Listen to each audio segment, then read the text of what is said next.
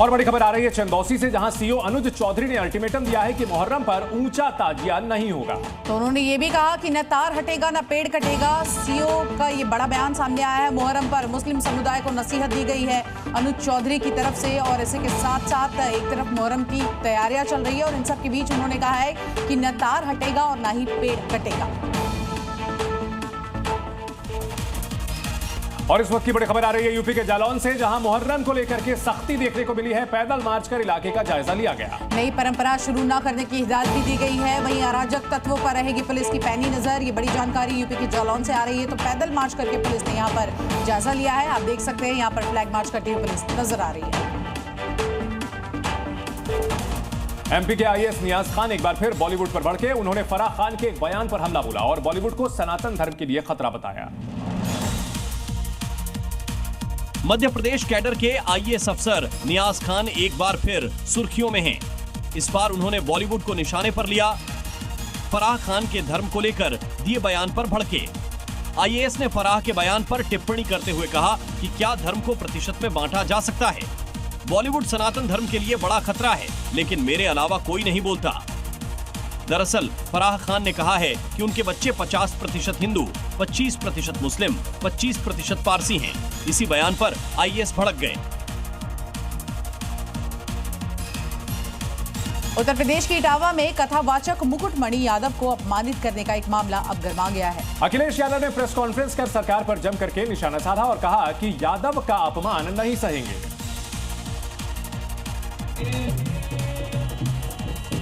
अखिलेश यादव ने मंगलवार को लखनऊ में सपा ऑफिस में कथा सुनी। कथा सुनाने भागवताचार्य व्यास मुकुटमणि और उनके सहायक संत कुमार यादव और श्यामजी कठेरिया आए। इन्हीं के साथ इटावा के दांद्रपुर गांव में मारपीट, चोटी काटने और अपमान करने का आरोप है। इसीलिए अखिलेश ने इन्हें पार्टी दफ्तर में सम्मानित किया और सरकार पर जोरदार हमला बोला। और एकाधिकार ही आपको लाना है तो समय समय पर आप बहुत दावा करते हैं कि 370 खत्म किया है, तो देश में आप कानून ले आओ कि कथा वाचन का काम और एकाधिकार के लिए कानून ले आइए कि आप ही कह सकते हो, कोई दूसरा नहीं कह सकता। अपराधियों पर जिस तरह योगी का हंटर चल रहा है, उससे भय खाकर अपराधी अपराध से तौबा तौबा करने लगे हैं। इसकी बानगी दिखाता ये वीडियो है, जहां 120 अपराधियों ने थाने पहुंचकर हाजिरी लगाकर अपराध न करने की शपथ ली।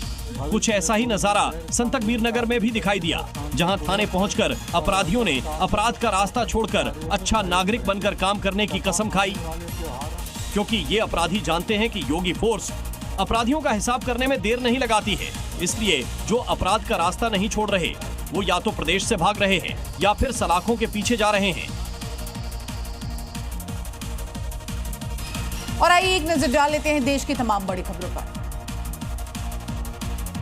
जम्मू कश्मीर के राजौरी जिले के केरी सेक्टर में नियंत्रण रेखा पर संदिग्ध गतिविधि दिखे जाने के बाद भारतीय सेना ने बड़ा आतंक विरोधी अभियान शुरू कर दिया है। राजौरी के जंगलों में सुरक्षा बलों ने 3 से 4 आतंकियों की संदिग्ध गतिविधि की जानकारी मिलने के बाद पूरे इलाके को घेर लिया और सर्च ऑपरेशन चलाया जा रहा है। ऑपरेशन सिंधु के तहत ईरान से बीती रात 222 भारतीयों को लेकर विशेष विमान, आपको बता दें, दिल्ली पहुंचा है। इस दौरान ईरान से भारत लौटे भारतीयों ने एयरपोर्ट पर तिरंगा लहराकर वतन वापसी पर खुशी जताई है। आपको ये भी बता दें कि ईरान और इजरायल दोनों देशों से भारतीयों को निकालने के लिए शुरू किए गए इस ऑपरेशन सिंधु के तहत अब तक करीब 3000 लोग सुरक्षित भारत वापस लाए जा चुके हैं। एआईएमआईएम के प्रमुख असदुद्दीन ओवैसी ने वक्फ को काला कानून बताते हुए विरोध जताया। ओवैसी ने सरकार पर आरोप लगाते हुए एक बार फिर भड़काऊ बयान दिया और कहा कि इन लोगों को लगता है कि काले कानून बनाकर हमारी मस्जिदें हमसे छीन लेंगे, लेकिन भारतीय मुसलमान अपनी मस्जिदों को किसी भी हाल में नहीं छोड़ेंगे। पश्चिम बंगाल में एक बार फिर से भाषा को लेकर विवाद गर्मा गया है, जब हावड़ा में पुलिस स्टेशन के बाहर श्रीराम स्वाभिमान परिषद के लोगों ने ये आरोप लगाते हुए प्रदर्शन किया कि सरस सदन में लग रहे रथ मेले के बैनर में जिहादी मानसिकता के लोगों ने बांग्ला की जगह उर्दू भाषा का इस्तेमाल किया, जो कि बिल्कुल भी स्वीकार नहीं है। पोस्टर में बंगाली भाषा या फिर हिंदू को शामिल करने की मांग की गई है। ईरान और इजरायल के बीच युद्ध के हालात का असर अब देश में ड्राई फ्रूट्स की कीमतों पर पड़ता हुआ दिख रहा है। देश के ड्राई फ्रूट्स की सबसे बड़ी मंडी में एक दिल्ली की खारी बागड़ी में ड्राई फ्रूट्स की कीमतों में तेजी से उछाल देखने को मिल रहा है। बता दें कि भारत में ज्यादातर खजूर, बादाम और पिस्ता ईरान से ही आयात किया जाता है।